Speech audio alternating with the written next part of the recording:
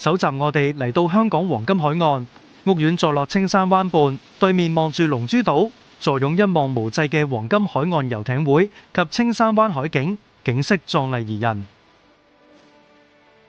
建築設計靈感源自澳洲黃金海岸度假式洋房，糅合地中海、西班牙嘅歐陸情調同埋美國加州嘅豪邁風格。屋苑提供2房及3房戶型。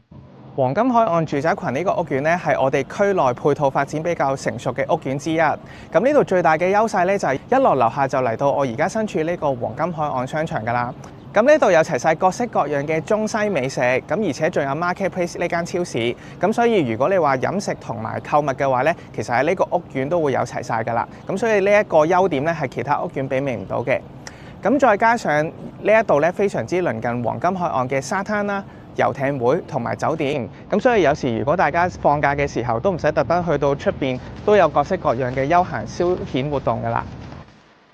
屋苑擁有超過50萬尺綠化空間，其中嘅熱帶園林種植多種植物，更設有蝴蝶園，住戶可以每日漫步其中，享受休閒自然。設施方面亦都應有盡有，包括泳池、桑拿、保齡球場以及高爾夫球練習場等，打造如同度假般嘅生活享受。